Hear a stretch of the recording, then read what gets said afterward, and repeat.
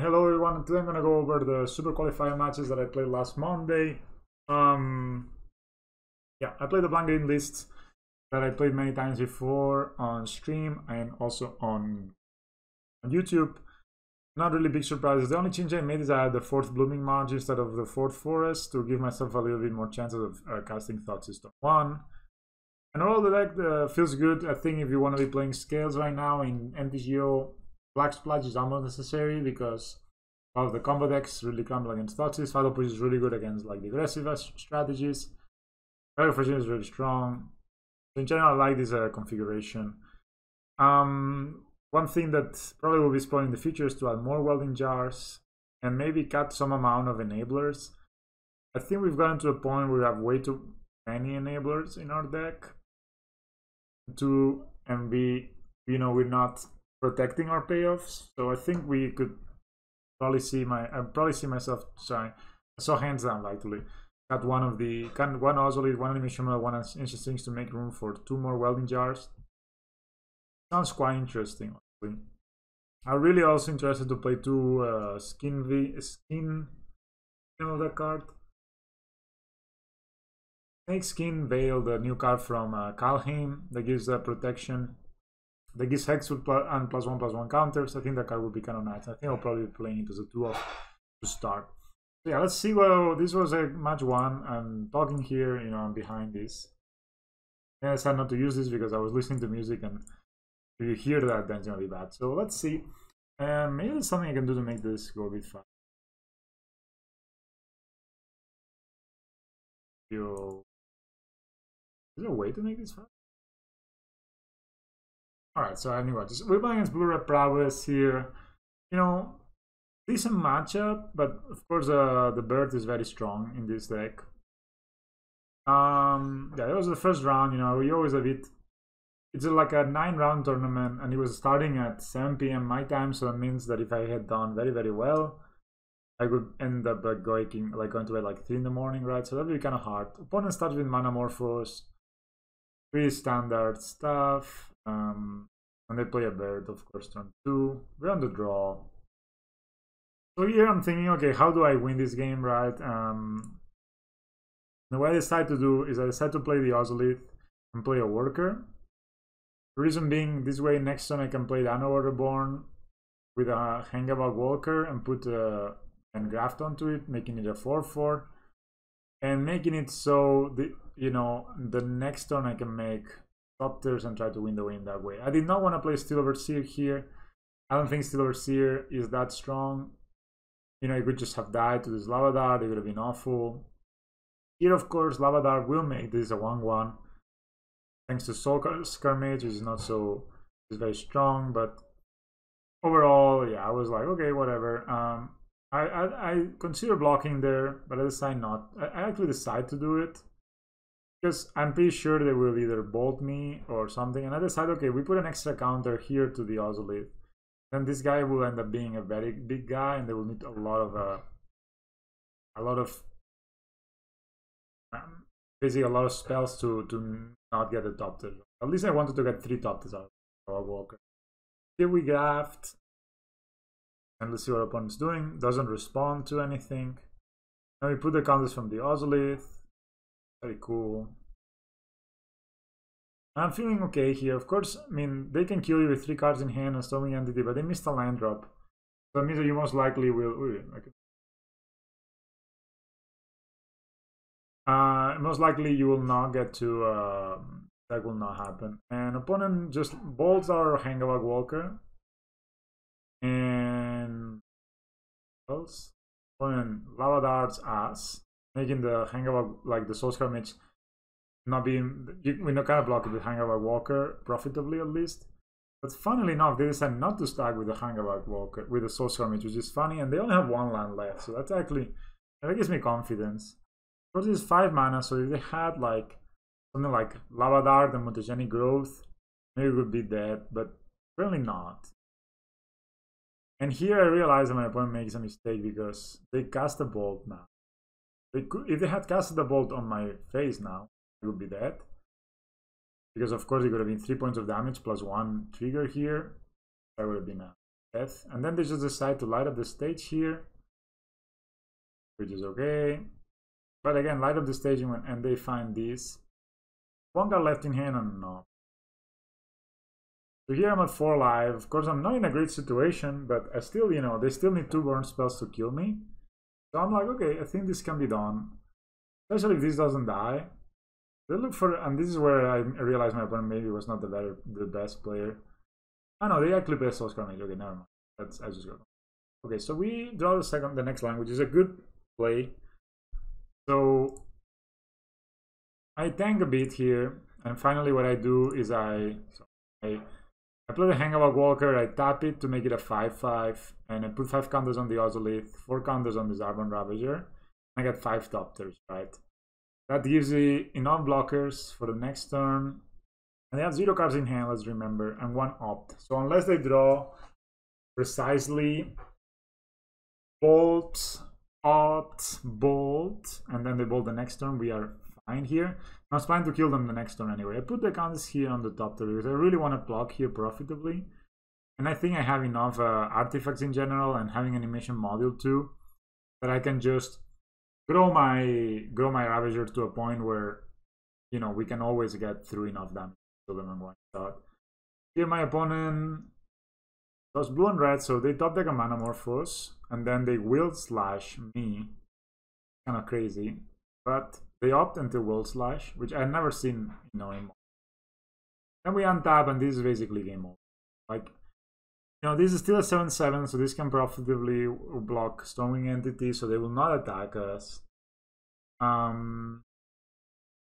Yeah, attacks on the ground will not matter, and if they attack at all, they're dead, right? So here, in a pretty good situation. Here what I do is just I eat one of the Topters. I eat the Topter with a lot of counters, and that may sound counterintuitive because the counters will end up in the Ozolith, so I can put them in the Ravager. And this is basically then whatever doesn't get blocked, whichever Topter doesn't get blocked by them, we are able to kill them. Then I start thinking, should I play around Godshot? They could have Godshot, and that would be one of the cards that could cost us the game. So what I decided to do is I sacrifice the Worker and put the counters on a Topter. So this is why this Topter cannot die to Godshot.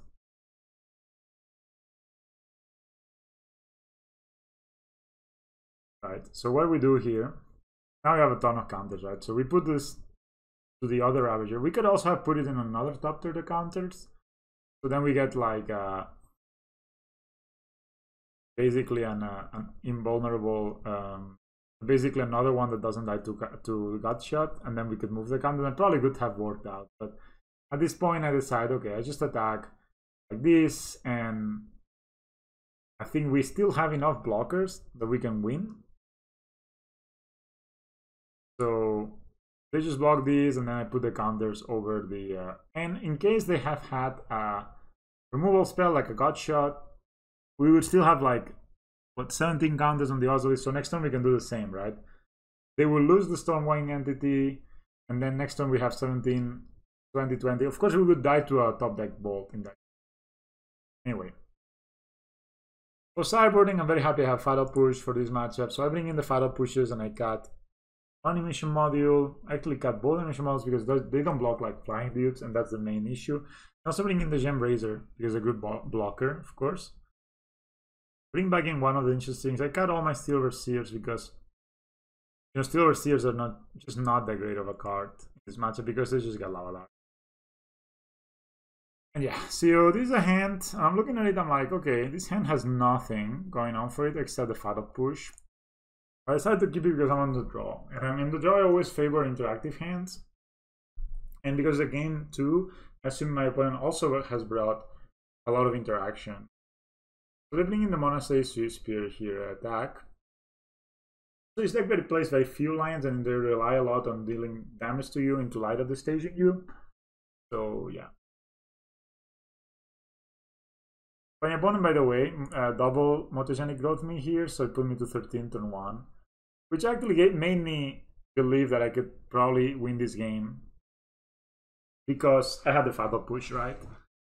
So, I mean, unless their hand is complete bonkers, that they have done this means that they're really all in on killing me early. So they do this, and I decide to go to blockers first, just to see, because they did this mutagenic growth on their attack step, so you want to make sure I can deal with them. So I try to push them on a Suspir, and that gives me options. Like, basically, that means that my opponent doesn't do anything with their mana, which makes me very happy. In that point, I'm like, okay, what should I play? This deck doesn't play Engineer Explosives. This play doesn't play... this deck... I don't think it plays any enchantment removal. It does play some counter spells sometimes, Spell Snare. But I'm not really playing around that. And at this point, I'm like, okay, unless they have now the draw the payoff, we are in a good situation. Then what the opponent does is they just play a mana morpho. They fetch, they abrade my Ozolith, and I was F6, so I couldn't really I didn't remember to, I couldn't really protect it, which was of course a misplay. But then they double mana morphos. In a way, it's a misplay, but at the same time, I would rather we lose an Ozolith than we lose a payoff, right?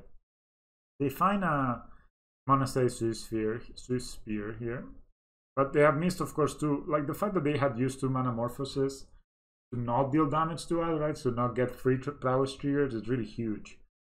Here they have 1 card left in hand, and if it's not light up the stage, I think we're in great shape, and it's not light up the stage. So we draw another land, so on the side, okay, but my plan here is I'm gonna block with the Ingmoth and Pendlehaven it. So, you know, if they attack into it, which is what they do, and they don't have any answer for the Ingmoth Nexus, we kill this. And if they do have an answer, we can Welding Jar it still. And yeah, and at this point, you know, we just kill it. And I was super free. I was a bit surprised about it. I don't know, like this play was quite telegraphed. I played a Soulscar Mage, but again, they had used the Savannah Morphosis early, and I think that's something maybe blue-red opponents are very good. They don't do. It's like they would keep. You know, Ozolith has not been that important this match because we never had counters anyway. But they would keep the mana morphos and have patience and wait to draw into those payoffs instead of just running them and trying to look for a payoff, because then, okay, you found the Monastery Spear, but now you can basically utilize it, right? And here I'm wondering, okay, what should I do? Should I play this as a 3-3? And I thought, because Welding Jar doesn't really work versus Soulscar Mage, I decided to play it as a 3-3 and save my Thunder of Death for next turn. But if we had the Ozolith here, it would be pretty good. But also the Ozolith doesn't work really well against Soulscar Mage in this situation because they can bolt this and the Ozolith will get 0 counters. So again, not so good, but opponent seems to not have anything. Or they attack, and I decided, okay, I'm gonna block it. I mean, I think this attack looked a bit desperate to me. They didn't have anything last turn, so even if they draw a bolt now, if I block, I save 2 points of damage, and if I down block, if I don't block, I will take the damage for sure, and if I do block, I prevent the damage. And they also prevent a light up the stage. So they have another, the Thermodogenic Growth. But here we have the Welding Jar that we luckily saved from before, right? So now of course, we Welding Jar, we tap the Hangabug Walker, and Welding Jar has been very impressive, right? I think I can probably see myself playing more than one. We play a Spybuff Canal tap, and we draw another Ozolith because we're great players. Play the Ozolith, and then having the Throne of Gaia available is really good now. So here what I decide to do is they have 0 cards in hand, and there's no rush for me to do anything. So I hold up the Pendlehaven up. I'm in a great situation. They've spent 3 cards of theirs on drawing, like on dealing me damage, and that's the only damage they did. Like not even this lot, right? So they draw with Fiery Islet. They play a Blood Moon, which is like, okay, Pepe Hands. Why do people bring Blood Moon versus us? I don't understand. This is not a good choice. I guess a Bear Church versus Black decks than it is versus our deck, like versus the. We don't even do that. Mono green decks, of course, against mono green is an awful choice. But here I decide, okay, Mets. I'm pretty sure we have lethal at this point. So I just make Doctors. So tap the Hangabug Walker, make 5 Doctors, and then I can proliferate this Ozolith. I can proliferate this Ozolith, and then when I put the counters, I can proliferate it again. From here, it's a opponent doesn't see it, but yeah, you put 7 counters over the top tier. Okay. And that is 8 plus 4 is 12, but with proliferating with the Throne of Geth, this becomes a 10-10, and so this is 14. You know, so basically, opponent killed themselves with their mutagenic growths. And I don't know what we're playing against. I think this hand looked okay. We had a lot of grind. We had Ozolith. I was like, okay, this seems so good. We're playing as Twisted Combat, which I do think is a known Uro player. I think I saw him play against Blush. So opponent starts with a Tablan. I decided to start with an emission module. We draw more enablers. And I mean, pre-board, I am all about dropping all your 1-drops as soon as possible. We also have Ancient Strings to look for a line, and maybe you can stop here for a second and talk. And we could, you think about it, Ancient Strings here, I'm gonna use it for a land, and I'm pretty sure if I drew 2 cards, I would find a land. Right? Just dig 1 deeper, I would probably find a land because I have 22 lands left in my deck. So yeah, we're playing as a 4-color Uro here. So, you know, now we don't draw the land, so I'm forced to use Ancient Strings to look for a land. Which, whatever, but I mean, in this case, we would not have found a land. But I decided, okay, let me find the most value land, so I find the Inmod Nexus. And I decided, okay, I'm just gonna play the Hangable Walker. Pretty easy. My opponent Field of Ruin me. No, they Path to Exile me, and that's always like very good for us. Now we have 2 counters here. We have Ramped. So for 2 mana, we have Ramped, and we have 2 counters on the Ozolith. That's insane. They play an Omnath and they draw a card. But here, if you notice, we can actually play a 3/3 Ballista, put 2 counters on it, and I shouldn't have tapped it long. And then we can make a servo. I could have made 2 servos, but I kind of like the idea of making a. Doesn't matter. So this will be a 6/6 now, and this can, I will use a 3/4 counters to kill the Omnath, because, you know, basically the Omnath has drawn a card, but we haven't wasted the Ballista, right? That's very good. Omnath has not gotten any value. We have 5 lands. We have a Hangable Walker. All we're missing is a Ravager here, and we can still get Lurrus back in our hand. So looking good here. The Fairy Time Rattler bounces our token smartly, because that tells me most likely they don't have a counter spell because they're afraid that I would just replay the Ballista and get 2 extra counters on it. This may be a fair concern. I decided to play my Hangable Walker out after I attack the Fairy Time Raveler. And make a servo, of course. Then I'm like, okay, if they kill one of my dudes, then I'll put 2 counters here, and I'll make another servo, right, and pressure them that way. So unless they have like Hour of Promise or something here, and I think even through an Hour of Promise we would be in a very good position.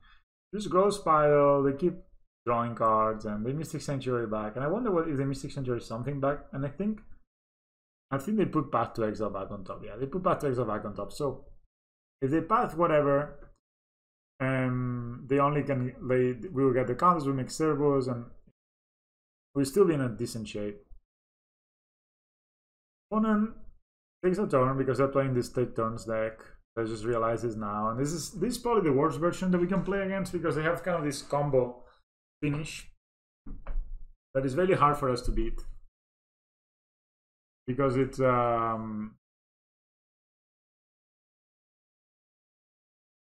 you know, it's basically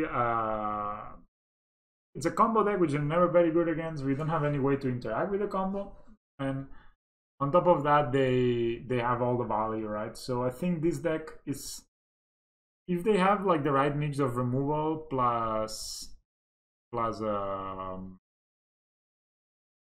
combo, very hard to deal with. Also because we have a very hard time dealing with Ren 6, because Ren 6 just gets so much life. But here what they did is they time wrapped twice, and it was basically explore.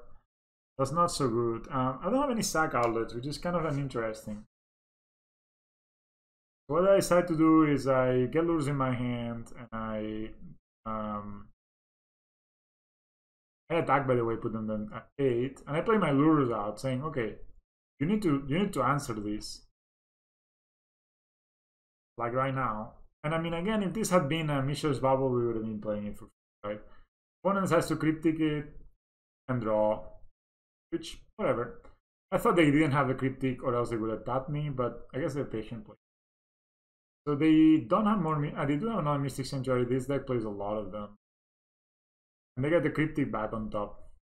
But still, if we attack and they tap us, then we just activate Enigma's next, right? So I mean, fairly confident here that we could do well. I could also have saved the lures in hand, play the worker, make a stable. But here I'm like, okay, we have lethal on board, so what we do, attack, they tap us. Okay, then we go to boss combat. They're drawing cards, they're drawing cards. That's what I'm signaling there. Play my Ballista. I decided to play around Mana Leak, but cast it only for X equals 2. Kind of bad that Mana Leak at turn 8 gets you. Don't want that. So it resolves instantly. And I say no. And basically what I'm thinking here is I'm gonna animation module my Walking Ballista end of turn to make it a. I actually decided to do it now because I think I didn't have answers, because it resolves so quickly. Normally I would do it end of turn, but now even, you know, it's a 5/5, so if they path it, then we can put 6 counters over here and pretty much make it. So I win the first game, and I'm feeling good about it. So bring in relics, bring in Thoughtseize, and then I'm like cutting Ancient Strings, which I was not really happy about. I have cut a Silverseers. What did I cut in the end? I just had to cut, I think, a Nozolith. And a Nozolith. I really wanted Ancient Strings to be able to get.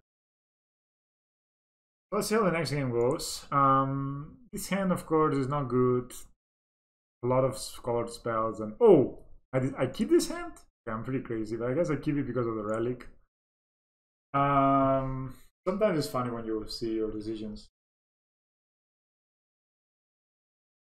backwards in time. Why would I keep this, right?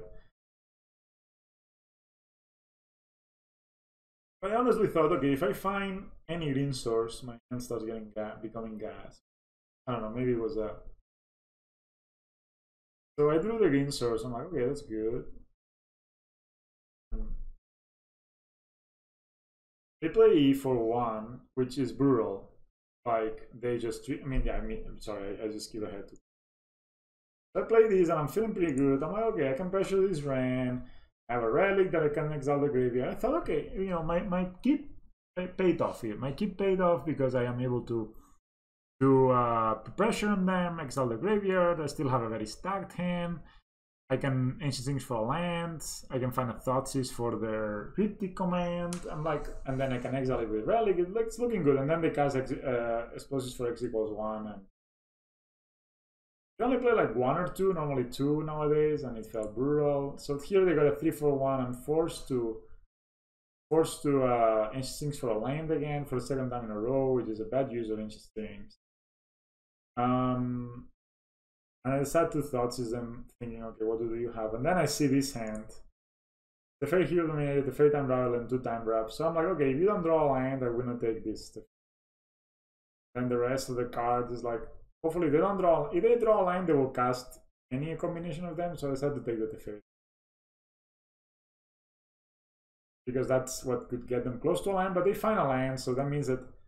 So actually, you need to find 2 lines. And if I find whatever line they find now, and another line to cast their spell. So they have 3 cards spells they cannot cast now. I had to play the Walking Ballista because the Silverseer would die to the Ram.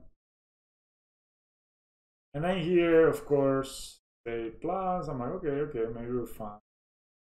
Remember, we had a 3/4/0 there, but they just play Mystic Sanctuary. Also, is an untapped source, so they get a time route.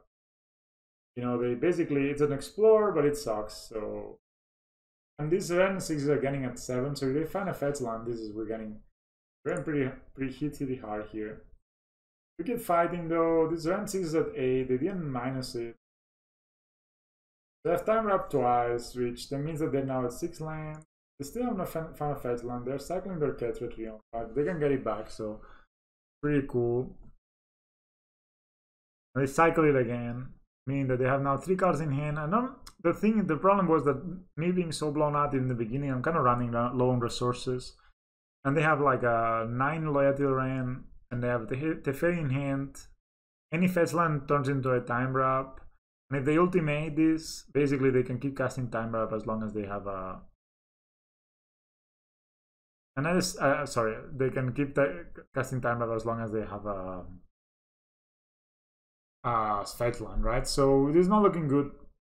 At least we get to tag the Rhine and put it. And the reason I tag the Rhine like this is because I did this with the workers, because I get to pressure more the Rhine and kill it next turn. But basically they get a Triumph back, cycle Triumph, Gross Pile, and they do nothing. So I'm like, okay, I'm feeling it. So the hand is the Fey and 2 unknowns. And then I said, okay, let's play Steel Overseer, playing around Malik, of course. So we play the land first. It works. So I just got Uno and Lurrus in my hand. Okay, this is looking good. I mean, we need to remember I've been 3-for-1 this game, and the opponent had 2 time wraps, which is not the biggest deal, but it's basically an explore, right? And the fact that they are out of their deck means that anytime they can put it back in Mystic. So here they lightning bolt my Ballista, which is awful, and I play the Lurrus, and here maybe I should have gotten the relic back on my hand instead of I get the walking Ballista, because I think if I get the relic, of course I exile all my graveyard, and I think that's kind of the downside of relic.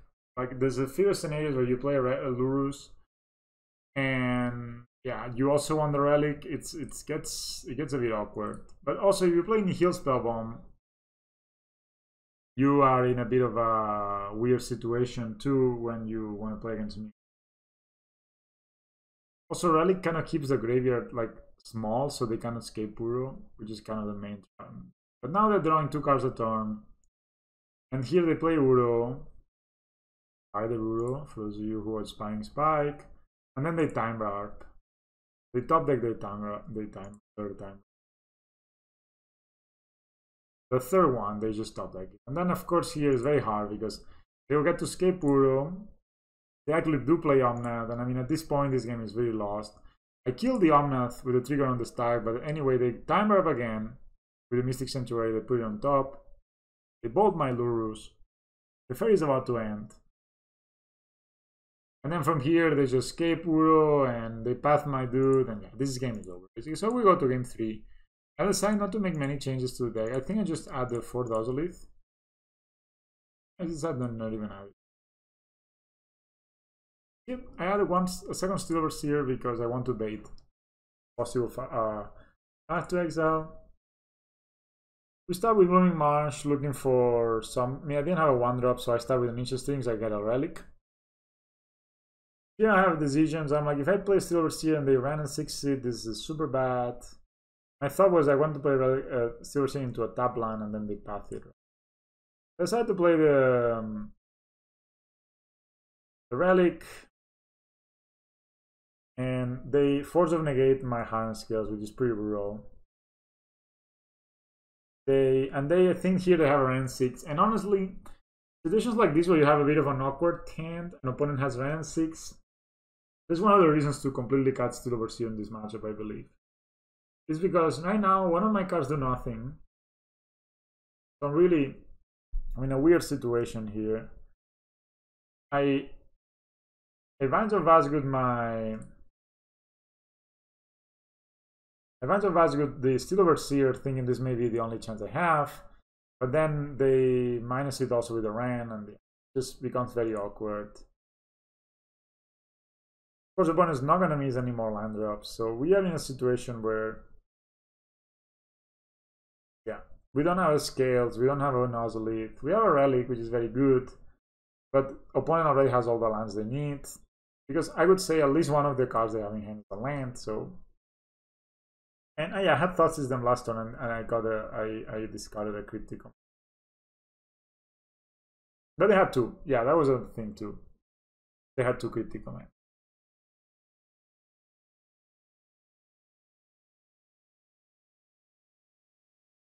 I'm tanking a lot. My opponent has a cryptic command in hand.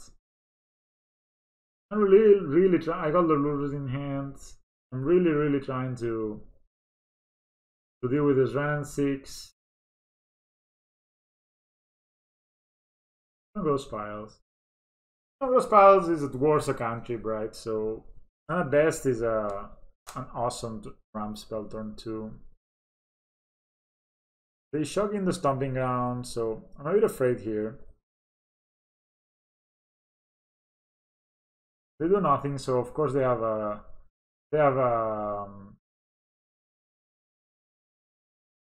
again, because I had to pop the relic at the end of turn there, and that was actually the mistake of the game. So I decide what I decide to do here, and this you shouldn't do. That's a mistake, guys. Let's learn something. This is turn 5. One has had Ren since turn 2. How many lands are in their hand? We even saw it. We had Cryptic and they had land, Cryptic, Cryptic. They have drawn 3 turns since then. It's pretty likely they have at least 2 more lands in, or at least 1 more land. So do we gain anything by relicking right now? You know, we preventing them from getting this land? No, we just relic because we are fucking idiots. Sometimes we just get excited about relicking. We shouldn't do this at all. We should just, okay, man, you get your lands. It doesn't matter if you have 10 lands in hand, as long as you have, you know, as long as you have 1 land. You can only play 1 land a turn unless you have Uro, right? So here, exiling the relic was a bad choice. Why is it a bad choice? Because we're not limiting our opponent's choices in any way. I'm not getting any value out of this relic. I'm just drawing lands. And what did I do too? Because it's a relic opportunity, it's not a Nihil Spellbomb. If it was a Nihil Spellbomb, this would be a fantastic play, because then we get to play Lurrus, recast the Nihil Spellbomb, but in the same situation, life's good. But here basically that means that I cannot really threaten playing Lurrus, because I really can't, right? Like I will not be able to play my Lurrus next turn, because they have a Cryptic command in hand. They don't care if this Ren dies. We'll see. I attack the Ren and they just say, okay. But I cannot force the Lurrus, and there's no way I can force the Lurrus, because they will always counter it, because I have this Cryptic command. It puts me in a very awkward situation, exiling that relic. And also this means that now they bounce my dude, nothing we can do about it. They draw a card, basically time walking us like crazy. And then here they have Teferi, and you know, when you land Teferi on an empty board like this and you start drawing, they play Mystic Centauri, put the Cryptic back on top, and then from there the game is pretty much over. Here you can try all you want. We attack. I mean, I'm not giving up, of course, but just not to bore you. They time barb you, and here basically they have Teferi, Ren, they bounce my Hangavak, and they have a time barb in hand. So that means that any fetch land in turn becomes a new time barb, which I mean I get 1 more turn somehow, but yeah, it doesn't matter because I'm not able to hit them enough. And I play my Hangavak, but it doesn't do much. And then here, every time they have a fetch land, they put time barb back on top with the fairy, sorry, with Mystic Sanctuary, get the land back, draw the time barb. They keep getting turns, and eventually they will get Ren to Summon Loyalty. And then they just keep casting the time barb from their graveyard, especially if they have a Ren. At this point, I just watch how I did my demise. But yeah, they just keep time warping me. This is at 7. That means that they will ultimate it next turn. Then we die. I go cry. And skills this. And then this will get to 8, so that means that every time they draw a card, we'll exile one of our permanents, and we will just basically, we gave them too much time. We exiled relics at the wrong time, and relic was a bit awkward with Lurrus. Lurrus was not a card. Problem with Lurrus, and I'm trying to, you know, go on a bit of tangent, but the problem with Lurrus in this kind of matches is it's so telegraphed a play that they know that when you're putting Lurrus in your hand, you have nothing left in your hand that is worth countering. So they will just say, okay, from now on, unless you're not going to kill me, I'm going to keep up a Manlik, I'm going to keep up a Cryptic command, or I'm going to keep up a Bolt or a Path to deal with your Lurrus. So basically, at that point, they know, you give them information that you have nothing else to do with your mana, right? Because even though it's pretty good to get Lurrus in hand, it's not broken.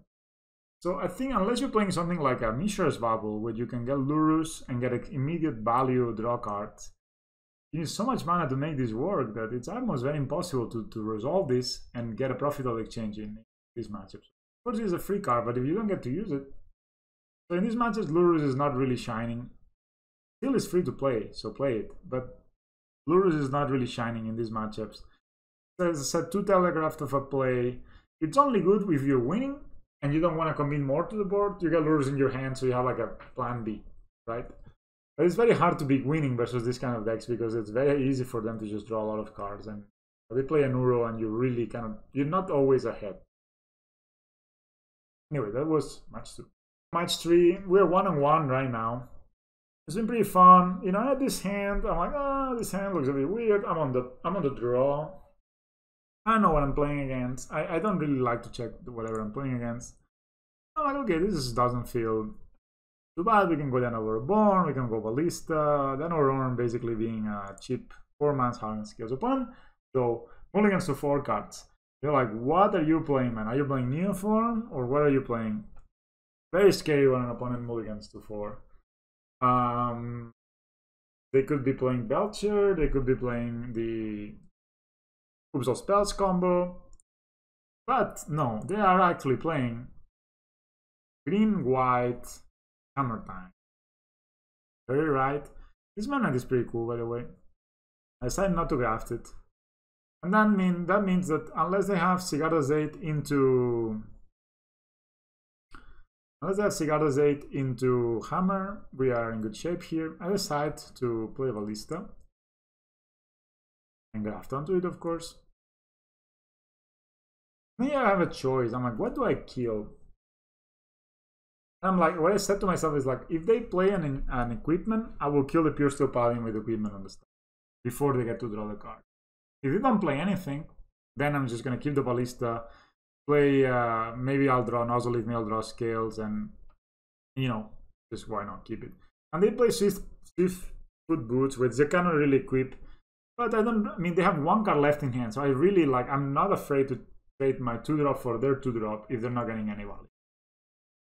Smartly, opponent casts it first, and then I draw a land. I'm like, okay, I can start deploying. I deploy my Ravage, I want Worker, I deploy my Ballista.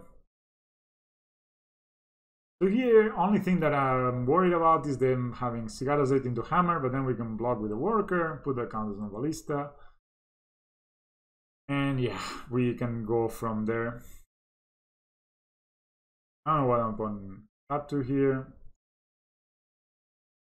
Yeah, oh yeah, they do this. They play Gilded Goose, and I guess that's the reason they play green, white, and they put the boots on the Gilded Goose. This is pretty hilarious, but doesn't really do anything. Now this is hexproof. I skillfully managed to draw an Nozzleif. I decided to save my Ancient Stirrings anyway for next turn because if I draw a land, I mean I don't need the Ancient Stirring, the land, to cast my spell next turn because it's gonna be a Ballista. So, and you know, maybe I could play a 2/2 Ballista, but doesn't really matter so much, and we can use this to find maybe a Hangable Walker later on or something like that. So I decided, okay, let's attack with the Walking Ballista here. Of course, this is hexproof, so we cannot hit it, but other than that, this is pretty cool. We have Welding Jar. I mean, we are in a good shape here. Opponent clearly decides to block, decides to not block. Decide to block eventually. And they play Cranial Plating, but again, they cannot equip it. Costs 1 mana to equip Cranial Plating, but that means that they need to tap their Goose. That means they're dead. So, but this Goose is actually a pretty good blocker because we cannot really kill it, funnily enough. We can kill it by attacking, of course, but here, you know, I mean, we are in good position. Very hard to see me, I'm sorry, I'm recording this at night. So I draw Steel Overseers, not super good. I decided, okay, You know what? Let me get a land here. And maybe I should have done it last turn, actually. I decided to, I don't know what it is. I also find the second Ravager, and I'm like, okay, I'm pretty sure with the second Ravager I can just win this game. So I'm like, okay, screw this plan. What you need to do here, of course, is you need to sack the welding jar to this Ravager and then sack this Ravager to this Ravager, right, to make a massive ballista. I think here it's lethal, actually. And I decided to instead, it could, maybe we could count it. Would it be lethal if I put the 3 counters over here? It would be 4. There's 3 counters here, so there will be 8 counters that go into the ballista. Plus 7, 8 plus 7 is 14 plus 3. It would have been lethal, so I miss lethal here. If I had sacked this Ravager directly here, it would have been lethal. But anyway, opponent just scoops it out because we have a 9. This game, this matchup, I decided to bring in battle pushers and gem raisers and 1 Thoughtseize, which I find whatever. And I cut the animation modules, and I cut the basically the Steel Overseers, all the slow cards. So I decided to cut Ancient Stings, all the slow cards that I cut because they 1 turn of get because they're just not doing enough.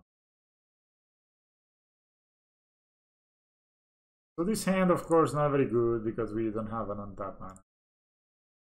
Like, this hand looks okay, right? I mean, this hand, I'm looking at it, I'm like, okay, this hand I can get behind. The only decision that we have in this hand is what line do we put back? Think about it. What line would you put back?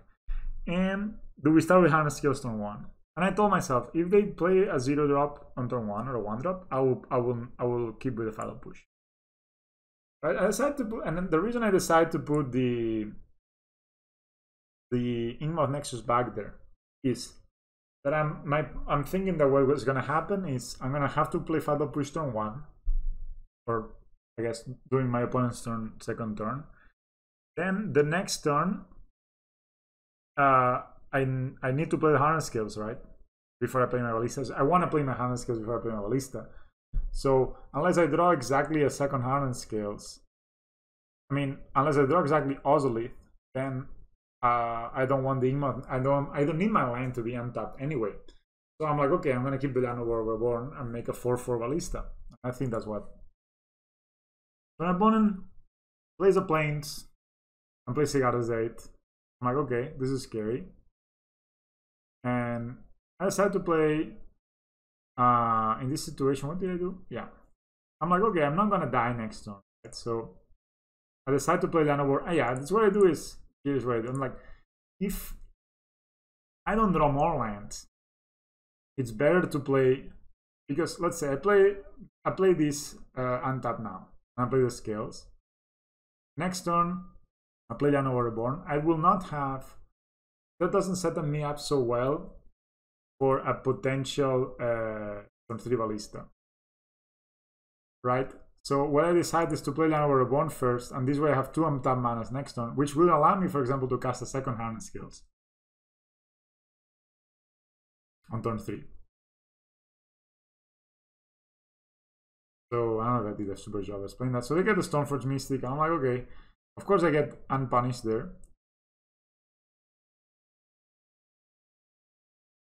I could also have just started with a Hardened skill. This also prevents 1 point of damage. So here my opponent has a choice. They have 1 hammer already because they look for it with the Stoneforge Mystico. Let's see what they do. Opponent tanked a bit here. They kept tanking. Kept tanking. And when they're tanking so much, I have a feeling, okay guys, so when they're tanking so much, the play is not obvious, right?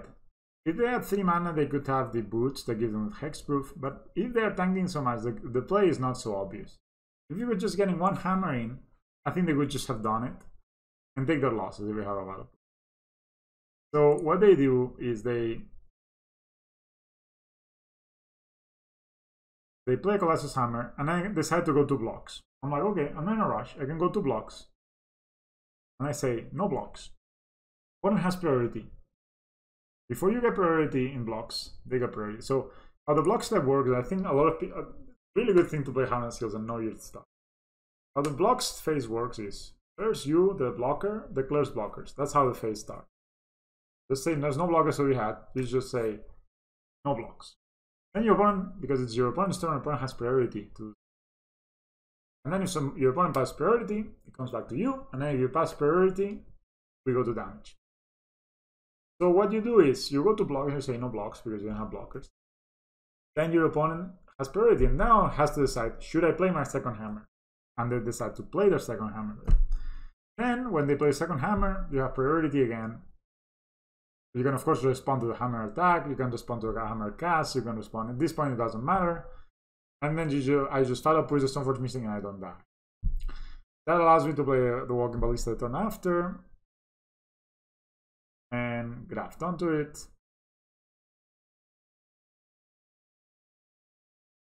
So now I have a 4/4 Ballista. They have 2 mana and 2 Colossus Hammers. And they play a second Stoneforge Mystic. I'm really curious to see what they will look for. I think they... As you can see, it's because this Stoneforge Mystic actually look for the hammer. They're not behind on cards. They're actually ahead on cards, right? The Stoneforge Mystic was a +1. So this is one of the reasons people don't give a lot of respect to this hammer deck, but they don't realize that almost a lot of the cards they play, they are a +1 or a +2, right? So you want to be really, really careful with those. So I'm here thinking, okay, what should I do? I miss my land drop for the second time in a row. I'm like, okay. I end up attacking and playing the Ozolith on the worker. I was also thinking about shooting the worker and attacking, but I would not have been lethal. This way, if I have lethal next turn with the Ballista and the Ravager, with the Ravager, right? So there's no need to do anything fancy. Opponent is missing land drops apparently. They play a land drop, which is usually figured, which is one really tanks here. And eventually they play a Pierce Steel Paladin. And then they cast a third hammer that we knew they had. So here I have a choice. And I think the choice is, the thing is, the moment that they have 3 hammers, they can actually move them to the Pierce Steel Paladin. And there is no reason, right now I've won. They are tapped out, and I have way more than enough points of damage to kill them next turn with the Ravager and the Worker. But I'm like, okay, you never know what kind of weird shenanigans people can do. I decided to kill the Pierce Steel Paladin. The only thing that could have lost me the game there would have been Force of Vigor. And I'm pretty sure they don't play Force of Vigor because they play very few green cards. But imagine that they have the Force of Vigor. So I decided, okay, you know what? I'm going to kill the Pierce Steel Paladin, give them one less chance to draw cards. If they're attacking me with the Stoneforge Mystic, I kill them next turn. This also prevents them from getting the 3 hammers onto the Stoneforge Mystic, which would have forced my block. Right? So, in that sense, I'm like, okay, this is what we should be doing. We kill this guy, then they cannot equip all the hammers. Then if they attack, they are in very serious danger of dying to a Ravager, and they decide not to attack. And then here the game becomes easy. I just play a Ravager.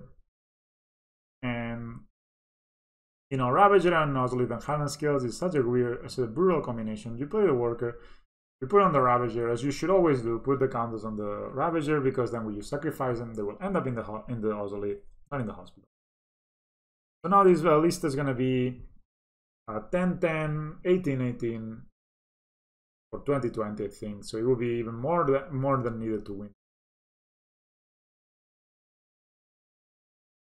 So, but if of course this was enough to win anyway, if I had blocked with the Worker, but by killing the Pierce Steel Paladin, we make sure that A, we don't misclick with our blockers.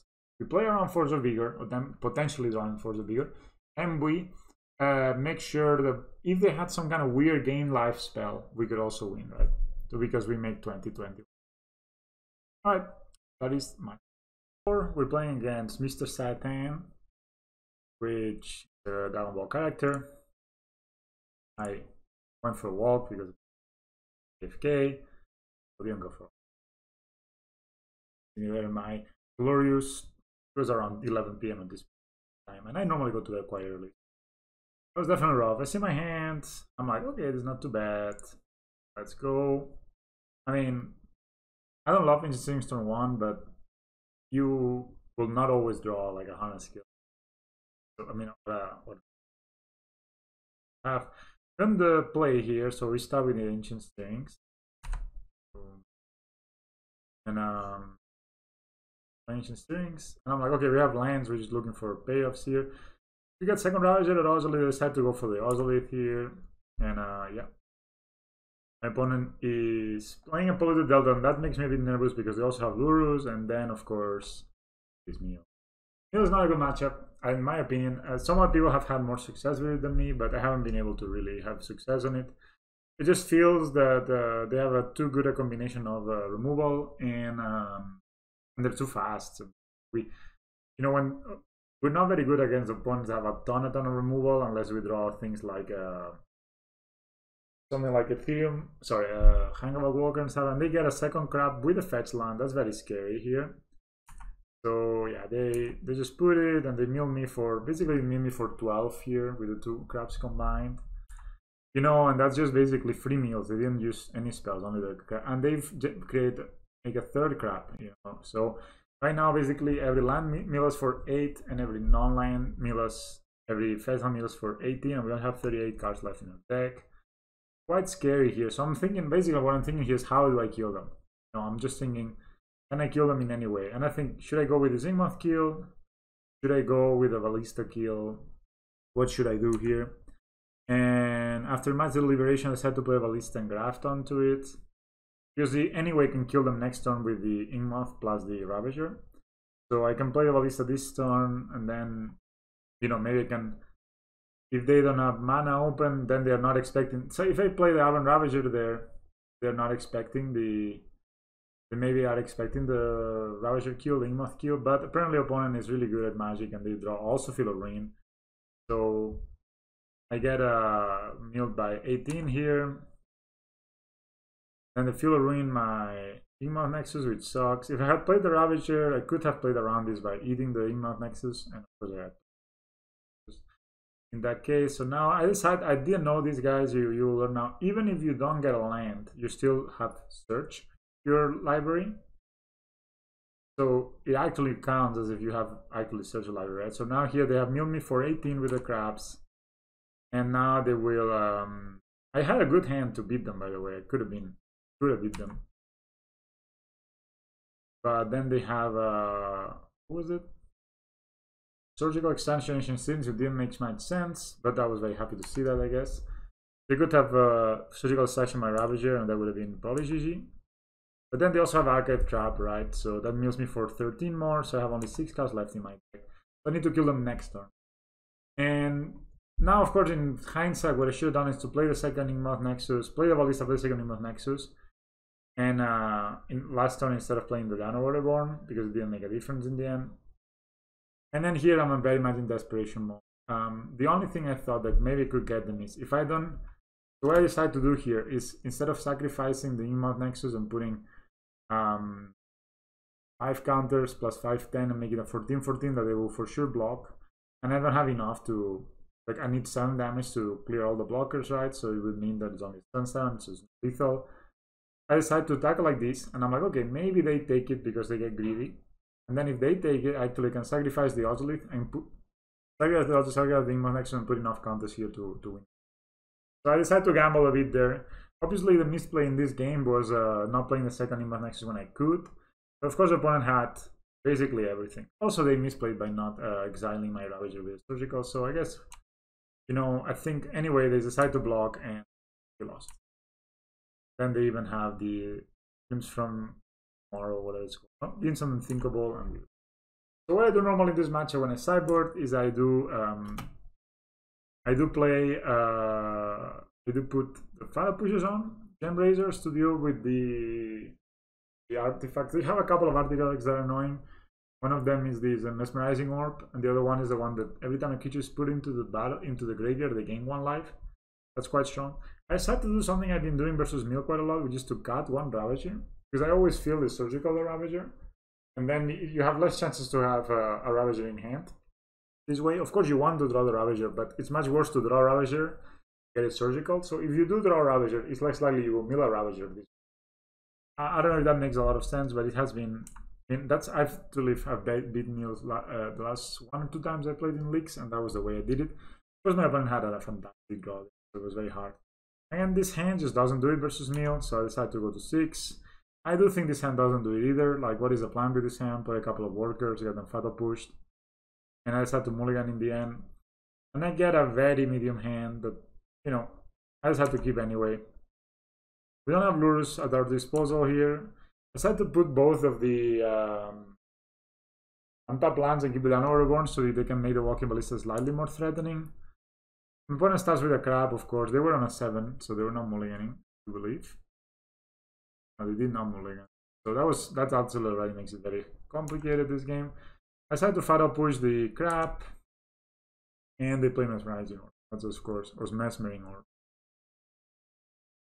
So here's like very, I just graphed 2 times on the Walking Ballista saying, man, I hope that you don't have a removal, and I try to kill you as fast as I can. Maybe if I didn't graph 2 times, I would play around better a removal spell, but they do have a fatal push. And at this point, you know, every turn we're getting milled by 3 or 4 from this Mesmering Orb. Plus they still have 4 cards in hand and a Lurrus, right? And they only need 14, so we're quite in trouble. They play another crap. They have final land, so they will mill us for 2. For 3, and they will mill us for 3 more with the Filler Ring. They go for some reason for the Dano Reborn, I don't know. And they can't even milled our Swamp, but whatever, it doesn't really matter.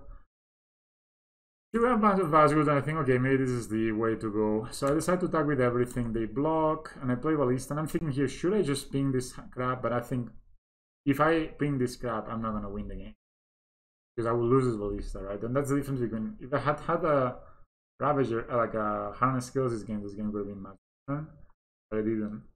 My opponent thinking about what to do there, and they just play Bontu's Last Reckoning, so it's basically a, Bontu's Last Reckoning is a, yeah, it's a Wrath, so they Wrath the board basically, and I shoot my own worker to put an extra counter on the Hangabag Walker, and this way we make 2 top tiers. And I thought, okay, maybe there's a chance. And I draw a Ravager, which is like, okay, maybe there is a chance. But still 3 cards in hand from my opponent.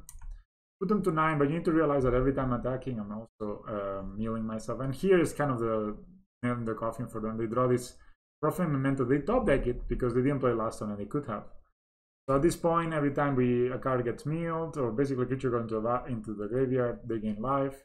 Now I'm holding these binds thinking, well, who knows, maybe I can kill them with a kicker, right? That's my plan here, and I think that's the only out I have. I only have 27 cards left, but they play a second Mesmering Orb, which will mean that I will get milled by 8 next turn. And they also do a Glimpse of the Unthinkable on me, so I go to 17 cards left in my deck. I untap, draw a Welding Jar, and that just doesn't do it, right? Because now we have opponents at 14 thanks to this Profane Memento. We can make this Ravager 2-2, right? But we attack for 4, plus 4, it's 8. We're very far away. And then my opponent draws for a 10. I'm like, okay, you know, there's a chance. If they don't kill me like this turn, they don't have like an Archive Trap or something, we're fine. But then they cast this card, Crit Incursion, so they gain a life for each creature in my 3 life for each creature in my graveyard. And you know, at this point, this guy is just GG. Go to 52 life. There's no way I can beat. And that is for match 4. So, welcome to match 5. We're playing versus Nahuel. I don't know what they're on. This hand, not a keep. We're on the play. 1 lander, 2 Steel Overseers. I have to mulligan that. This hand looks a bit more better.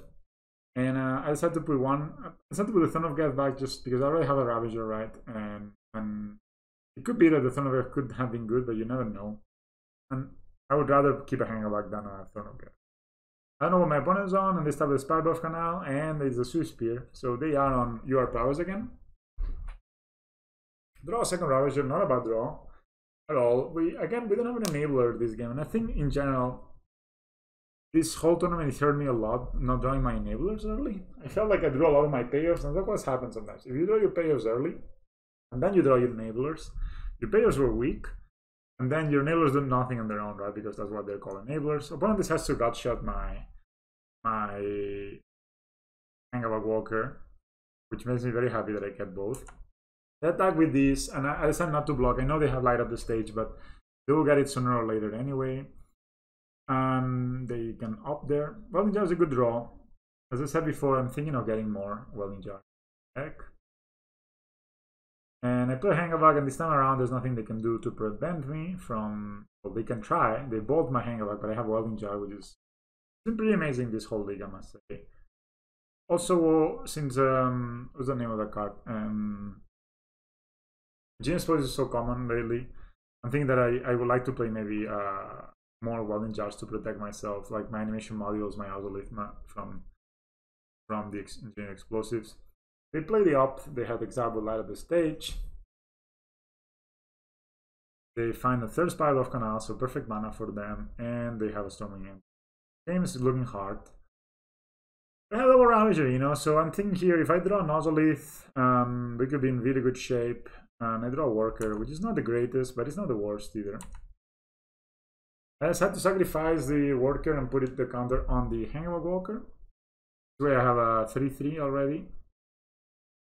And basically that gives you one extra counter compared to just tapping the Hangabag Walker. They play Spy Dragon, and they play Fire Islet, so I have not missed a land. That tells me they could be flooding, right? Because when you don't miss a land drop as an aggressive deck like this, it's either you are like have the perfect hand, which you can do nothing against, or they are indeed having like a very yeah, you're basically flooding, like they have 2 lines in hand. And they don't play that many lines, but sometimes it can happen. So you just keep that in mind, you know, as you're playing. Over turn 4, opponent has played 4 lines. Okay, that could be that they're flooding, you know. It's not so common that people not miss a land drop. If somebody doesn't miss a land drop with an aggressive deck, it could be that they're flooding. So I decided to block with the top third there, put in things, decides to bolt. I don't know what they decide to bolt, but they decide to bolt, yeah, they decide to bolt the Ravager. And I decided not to take the bait and say I'm going to modular into my Hangabag Walker. And they have a third bolt of the game, which is really unfortunate. So that was punishing line. So we got 3 top tiers, and yeah, that's basically not the dream, let's say. But I decided to keep playing. I'm playing my Armor Ravager, and that was of course very unfortunate that they had the third bolt there. Any of their other, like Burst Lightning, Gotcha, Lava Dart didn't do it there to kill our Hangabag, so we couldn't really play around the third bolt, I think. And now here, opponent just hardcast a light of the stage. So they were not flooding after all, they just had the perfect hand. Sometimes you just need to protect that. They found a second Storming Entity on a Lava Dart. And I decided to block here because if my life total is very much in shambles, and they could actually kill me here with a Lava Dart. They couldn't because I don't have a mountain, but they could put me to 5, they put me to 2 basically. And at that point, pretty much dead. I'm just thinking here, okay, what can I do to maybe win with the Ravager and Enigma of Nexus, right? So that's my plan here. And I decided, okay, they have Lava Dart, Storming Entity, who knows, maybe I can find an opening here. And I get Lures in my hand because the only thing I could do. And then they just play a Lava Dart, killing the top turn, and they attack me for a lot of damage here. I don't really understand why they did allow that on my end step. They could have done it on their turn. They have plenty of mana, and that could allow them to cast their Storming Entity. Decide to jump. I need to jump with the Enigma of Nexus here because then I'm dead to any burn spell they could have.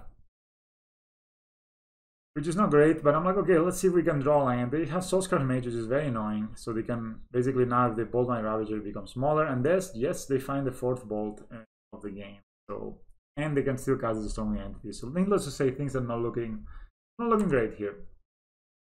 They cast the second Storming Entity. And that's the power with the Storming Entity, right? It scries also. It's very, sometimes you forget how strong it is that you scry. But I am fortunate and I draw land to play my Hangabag Walker and my Lurrus. I'm like, okay, if this sticks, maybe we have a chance. But again, I realize that there is no chance to be had because all the attackers of my opponent are practically. They have a Lava Dart now, so that means that we are dead on board. I wanted my opponent to realize it, and yes. Alright, so I decided to go to sideboard. I sideboard the same way I sideboarded last time. 4 Pala pushes 3 Gem Razors. Got the Steel Overseers, got the animation modules, and I got a Thorn of Death too because I don't want to draw. I keep 1 Steerings, 1 Thorn of Death. You can do what you want. I don't think you should keep the Steel Overseers in this matchup. I don't think animation was very good.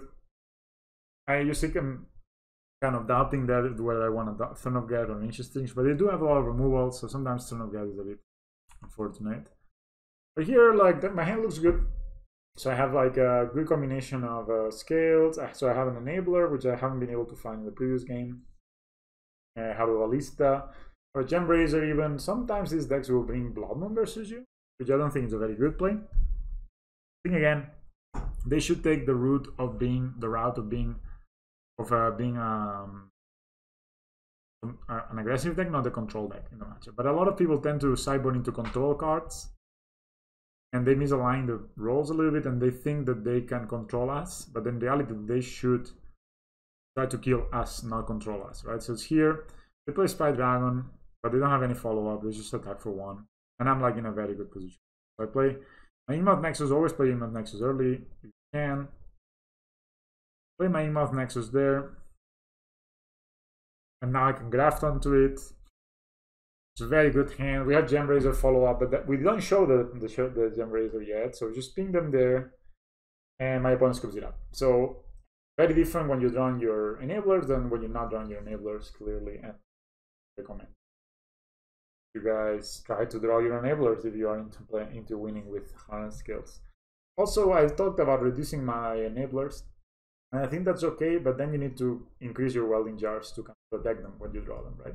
My approach with this list, I didn't really make this list, is that you play a lot of enablers, so if they get destroyed, you can.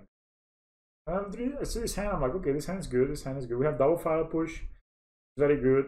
We have Llanowar Reborn, which is very good. We have Hardened skills. I'm like, okay, opponent does not play a 1-drop, which makes me very happy.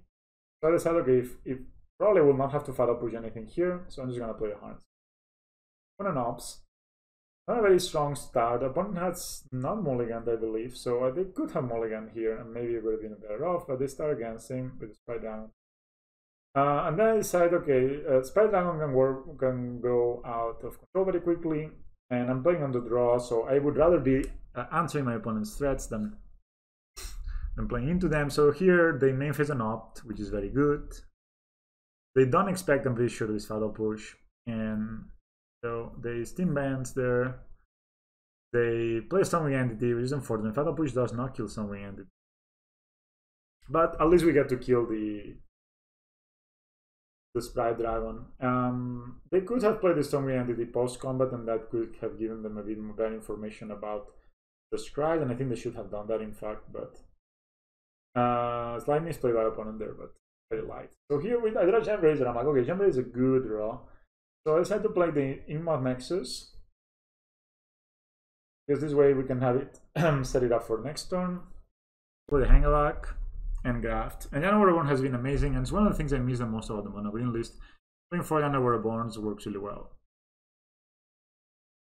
So here we have a second File Push, and we have a Hangavac Walker, and they have 3 cards in hand. Again, they didn't miss a land drop, so even though they have Scribe cards to the bottom, they could be that in their hand there's still a land.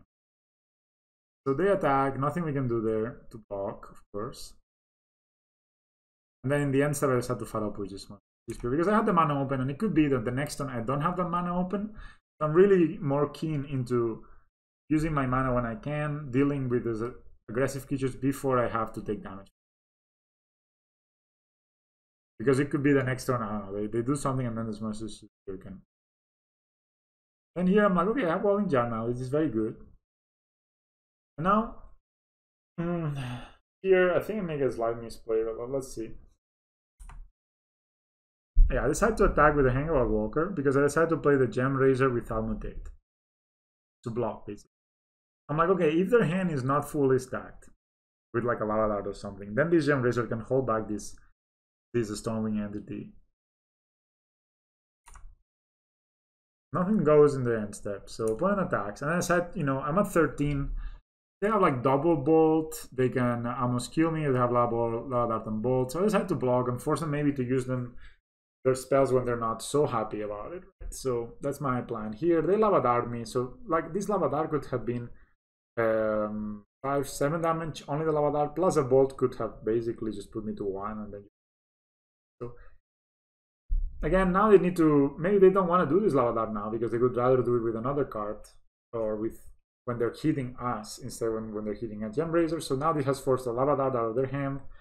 That basically has meant that we get to keep the Gem. Then we draw another Gem Raiser. I'm like, huh. So here I make a plan, and I decide, alright, so what I'm gonna do here is I'm gonna block with the Inkmoth Nexus.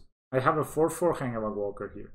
And then I think they're 14, right? And I thought this before so I'm like really tanking here.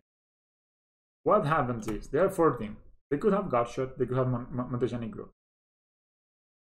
If I attack them now, I put them to 10, and they use one of those cards, they go to 8. Then I can mutate into my Hangabug Walker, which I can protect with a Welding Jar, by the way, and then hit them for 8 and win the game. And I think I'm also at 11, so it could be a high chance that they kill me next turn. So I decide, okay, you know what? I think this is. They have not showed me another Monster Spear. They have not showed me another 1-drop. So I'm thinking, as long as I can block this Throwing Entity, we are fine.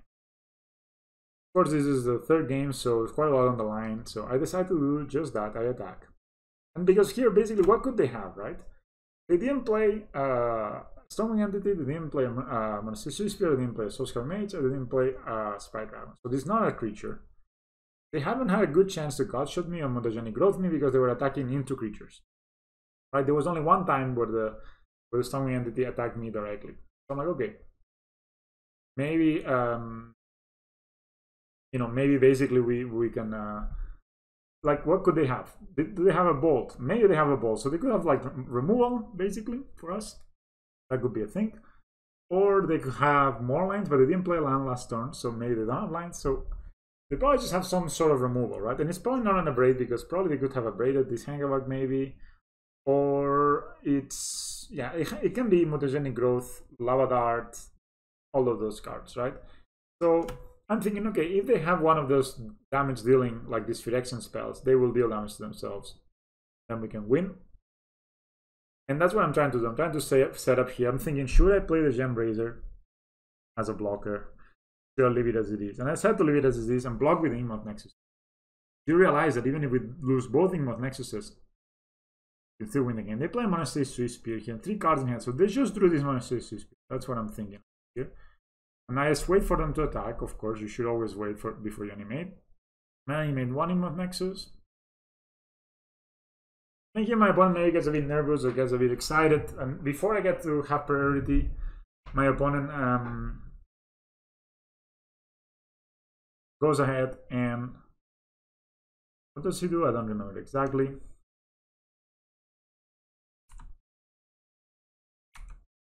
They are still like they're really thinking about this. You can tell it's not an easy decision.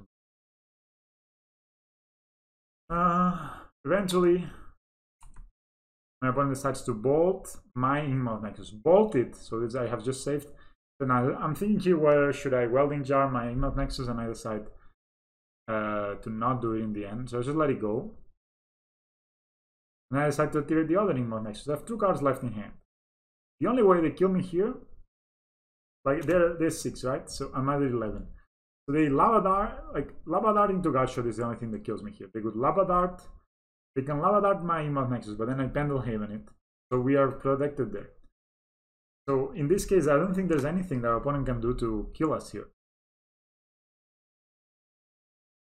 Even if those 2 cards are like Mutagenic Growth into Lava Dart. Especially because we can Pendelhaven. Maybe double Lava Dart would do it for them. That would mean 6 damage, 10 damage. Yeah, like they actually have the Godshot, and they decide to pay life. So here I'm like, oof, oof, oof. And they Godshot my Inkmoth. I'm like, okay, that's fine. I decide to Pendelhaven my Inkmoth. You can see, that's what's part of the plan. And they have a removal spell for it. And they have a Burst Lightning. And I, of course, could here Welding Jar. They have 0 cards in hand. And they have 10 damage.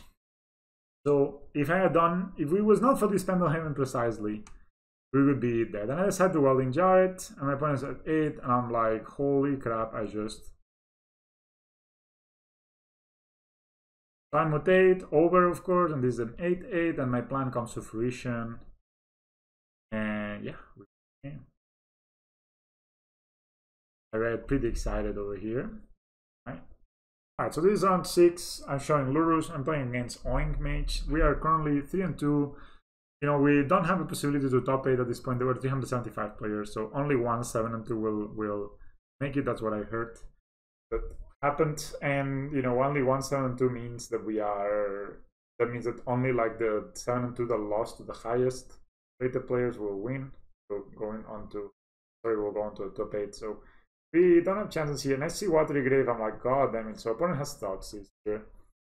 We're playing against Sultai Control.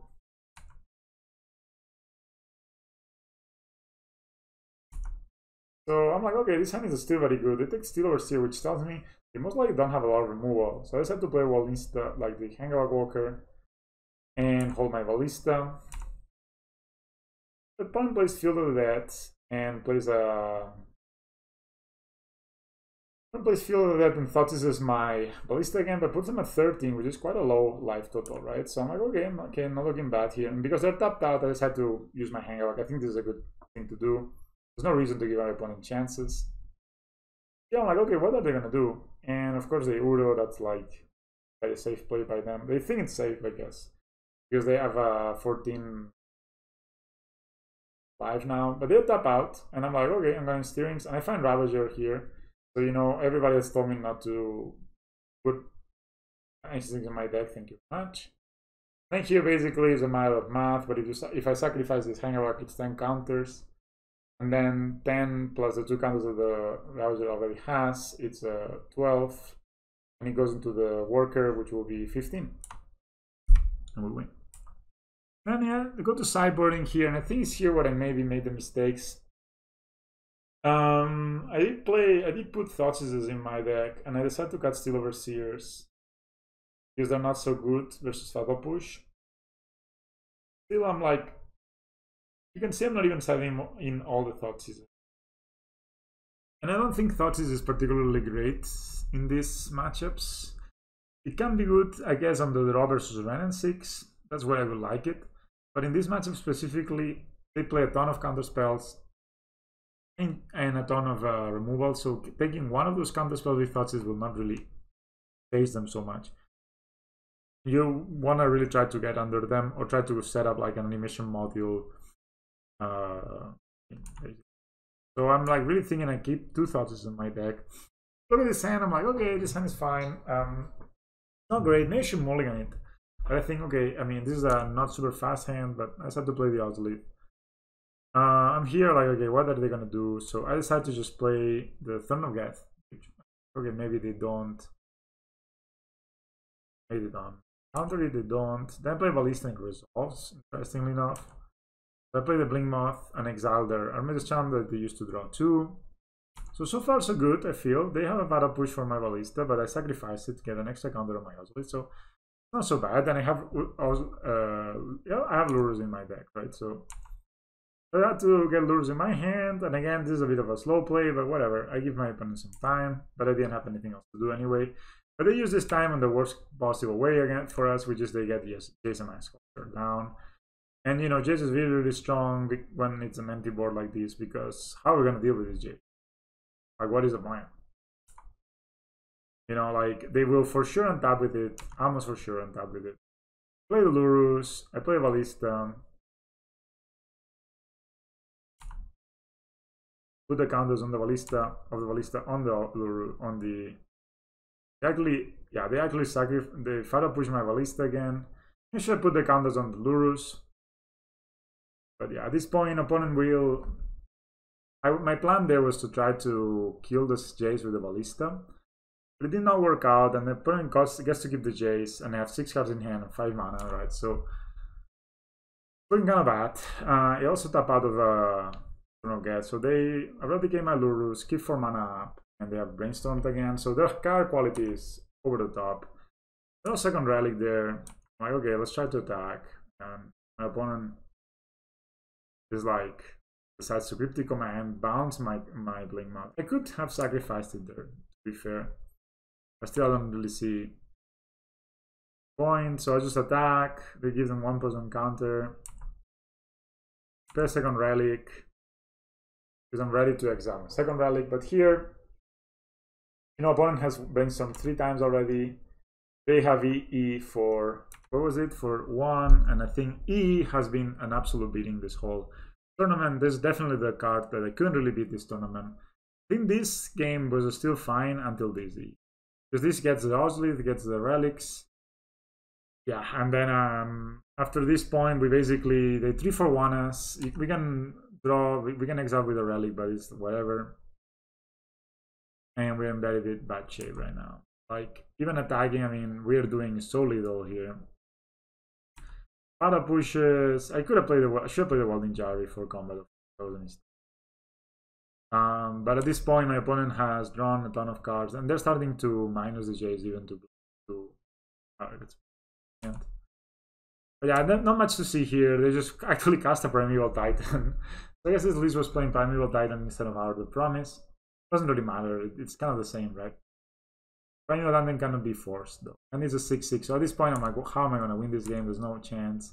I decide to kill this Jays, but still have 5 cards in hand. They attack me for 10, and they look for more. They look for more zombies and stuff. And I'm thinking, okay, if I draw a Ravager and they run out completely of removal, maybe I could do this. But they still have the Fever Ring, right? So I have Fever Ring for this turn, I have Fever Ring for next turn. And I draw Hangaback and go to sideboard again. I'm really thinking, what about these Thoughtses, man? What about this Ancient Thing? They're not looking so good. I'm like, that's what I'm thinking here. And I'm also getting pretty tired. I just had to cut an Ozolith. I'm thinking in the future I'm going to be cutting many more Ozoliths in my post-board games, because simply post-board games go for longer, so you will find your Ozolith more often than you will find your like you will find your Ozolith, the second Ozolith, more often. And this hand is amazing, except for the fact that we don't have a green sword. I'm like, should I take the risk? Because this hand again is amazing. Double Ravager, Relic, Welding Jar, sounds very good. I had to mulligan it, and I get basically the same hand. I mulligan to 5 indeed. So I mulligan, and I mulligan to 5, and I have basically the same hand again without green. I decided to put a worker back and something else.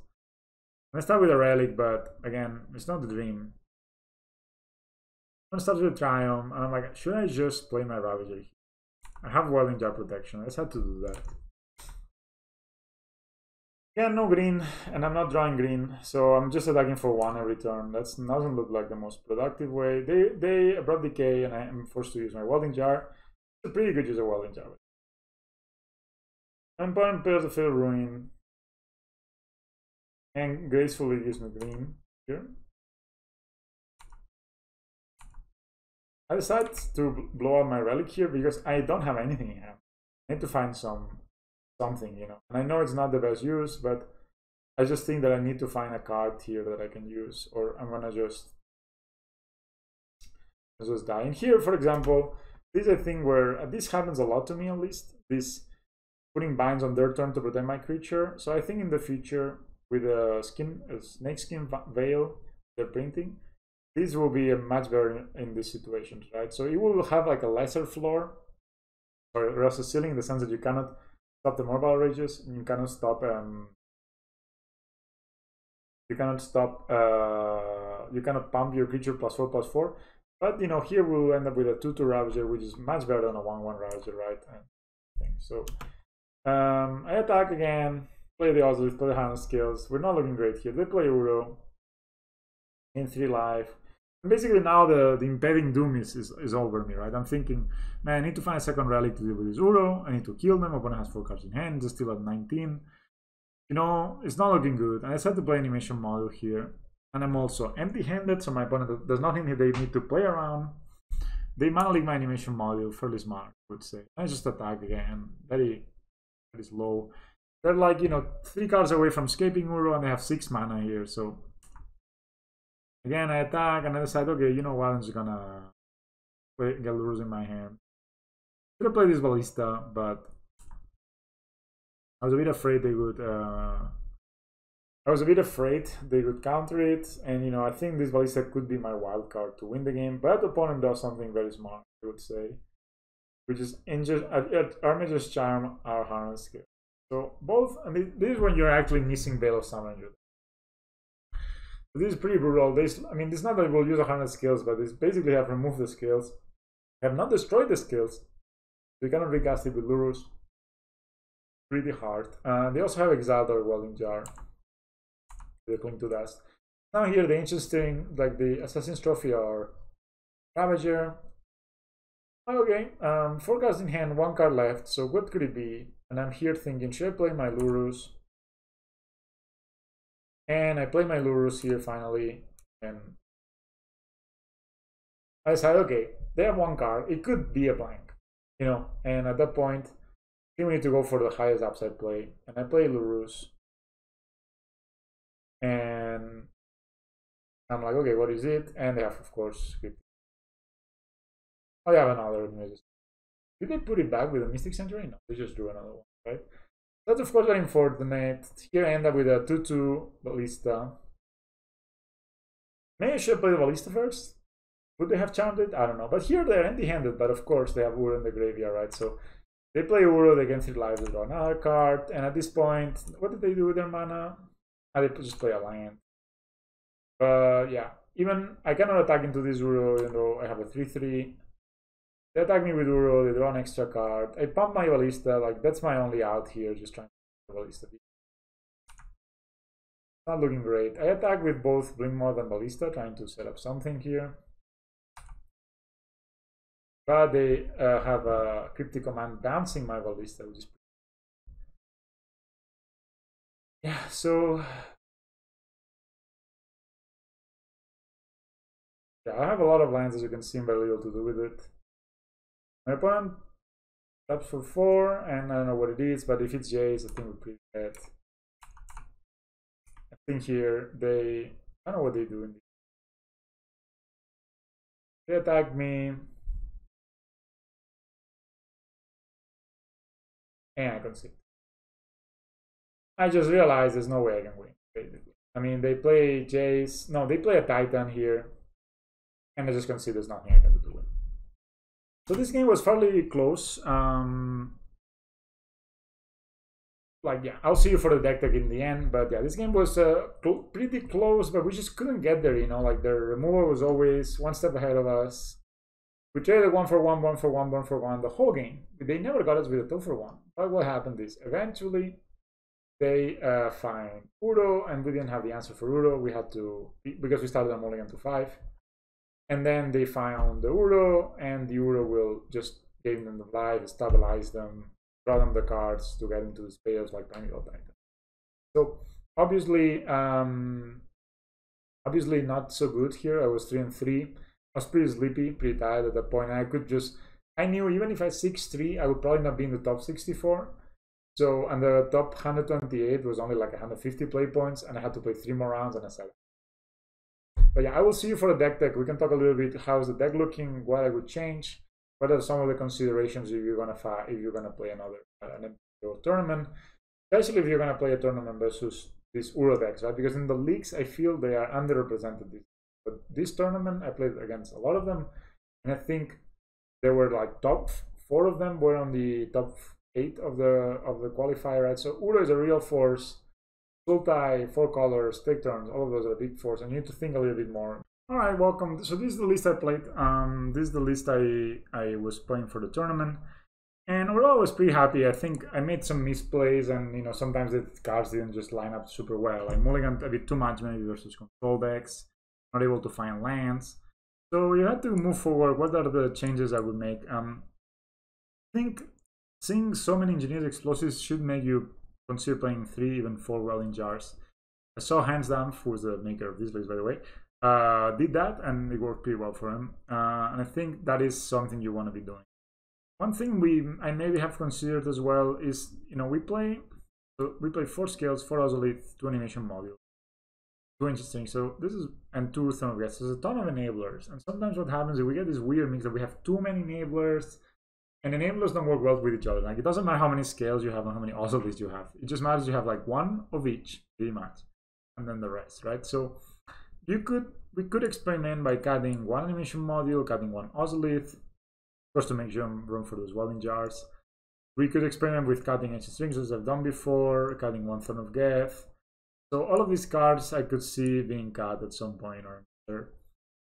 Steel Steel has been pretty good, and it gets better if you add more welding jars. I don't know if you want 3, but at least 2 I think is good enough to leave your home with. And that's basically that. You could try to play more welding jars and maybe even play some.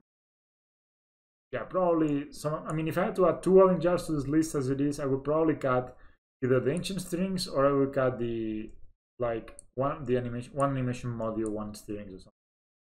Because, but also the other hand, sometimes we find ourselves with not enough to do with our mana, right? So it's kind of a weird combination. Then on the lands, I will keep it as it is. I think this was fine. There were enough basics that I never ran out of. We had okay, I never had problems casting my black spells in time, which is very important. It took us a bit of damage from the Unaware Waste, but that's just what happens when you play 2 colors. It's not free. 2 Blink Nexus were pretty good, and also the one off the excess card came up, so I think I will keep it like this. So the mana base I'm happy with. The thing I'm not super happy with is, as you see, that I'm only playing 13 cards right now. I don't think I want to have 4 Thoughtseizes. I think this 4 Thoughtseizes is a bit of a trap. Thoughtseize is a card that is very good against combo, of course, but if you think about it, let's say you mulligan to 5 for a Thoughtseize. You have basically a 4 card hand because you will use the Thoughtseize, right? So you have let's say 2 lands and 2 creatures. That's an extremely slow clock. Even if you, let's say, Thoughtseize away a Cherry Belcher, if you have a Ravager Ballista beatdown of a 1/1s, I mean, you're not gonna win that game. So sometimes it may be better just to have, especially if you draw multiples. If you draw 2 or 3 Thoughtseizes, yeah, you will be okay, maybe it again. If I don't cast it, maybe they have the payoff. If I cast it, they don't have the payoff, and I waste it. I don't know, I think playing 4 Thoughtseizes may be a bit too much. I think we could be fine with 2 Thoughtseizes, and of course, whatever we choose to play on top of this should be something that takes into account the hard matchups. And those hard matchups, I would say I would like to play a 4th Relic. If I had to choose what to play here, I'd like to play a 4th Relic, and I would like to play a Pithing Needle. I just feel like a lot of times versus these control decks, this would have been a better strategy, just bringing in these 5 things, than instead of bringing in the Thoughtseizes. Both of the times the Thoughtseizes were kind of underwhelming versus control decks, and sometimes they can be great, and I would think especially on the draw, when you have more resources than your opponent, trading 1 resource for 1 is fine. But those decks, basically, they want you to do this. They want you, especially the blue-black deck, they have Thoughtseizes of their own. So they want to slow the game down, they want you to have less cards, and eventually they will overpower you with the threats that draw 1, 2, or 3 cards, right? So you don't want to really fall into the game of trading 1 for 1 all the time because you will end up losing. Also for relics, it makes us a bit more resilient against stretch. So I like this configuration. I'll probably play something like this. Probably play something like this, 4 welding jars. And I would probably keep the Thrones of God. They actually were pretty good. And maybe we cut 1 animation module and 1 ancient strings to give the 4 Ozoliths. Or we could even try, see how that feels. Play 1 Ozolith less and maybe 1 ancient strings less, so we go in like this. Also, there's a chance that we would want to cut a land. I'm not really sure what land though, because I think our colors are quite tight already. Maybe the Unaware Reborn, but I really like the card. I would try to something like this. I have been playing with 4 Ozoliths since forever. I am actually a big advocate of playing 4 Ozoliths. I think maybe it's time to try 3 Ozoliths and the 4 welding jar. So yeah, this was a leak. The Super Qualifier, I learned a couple of things. One of them is I probably will not play Super Qualifiers that start so late on my time. It's just simply, I work a full-time job and I had to work the next day. So I had worked the whole day and then I went and then I was here and then I was supposed to play for a 10-hour tournament and then I had to wake up the next day early to work, right? So basically that kind of destroyed a bit my time, my sleep pattern. I was not able to make videos the whole week because of that, right? So in a way, I think from now on I will only stick to the Super Qualifiers that are on a time that it's more or less fine for me. Or on a weekend, for example. This one was on a Monday. If it's on a weekend, that's fine because I can relax during the day, I can wake up a bit later, I can sleep in the next day. But it's during a Monday, I think I will not do this again. That's one thing I learned. The other thing I learned is that, you need to prepare, even if you're winning a lot on leagues, that will not necessarily mean you will win a lot in these big tournaments. I mean, I mean, I probably could have gone 6-3 or 5-4, or maybe could have, I was just unlucky. You know, I could have. I really felt like the deck was really well positioned for a lot of matchups. But basically, when you go into these tournaments, the meta is much more narrow. You know, you're facing a few, like, more of the same decks all the time. And I think we had a very good plan against all the aggressive strategies, but I didn't really have a good plan versus those control strategies. And I went kind of by feel. Also because I couldn't really practice a lot versus them, and ended up being that I didn't have, like, I just felt, especially in the post-board games, I felt worse. And it's kind of bad, right, that I won every pre-board game and I lost all the post-board games versus those control decks. And I think a lot to do with the playing the Thoughtseizer were maybe not the best. And yeah, and basically Engineered Explosives. Engineered Explosives was just a kind of, was not really, you know, I knew it was good versus me, but until I got so blown out this time around, I was not ready for it. And everybody's playing Engineered Explosives now, you should be ready for it. Titan is playing Engineered Explosives, Red Black Mirror is playing Engineered Explosives. Every Titan, every Uro deck is playing Engineered Explosives, and probably some other fringe decks. Jaunt is probably playing Engineered Explosives. Rock, all those decks are playing Engineered Explosives, so you should be ready for it. Anyway, that is the video, guys. I know it's not it makes more exciting to see me play as I play. I hope this was entertaining enough. You learned something. You can hear my train of thought as I'm going through my play. And it took quite a lot to make, so if you like it, let me know. And if you don't like it, also let me know, because I will not make more of them. And thanks for watching. I'll see you in the next one.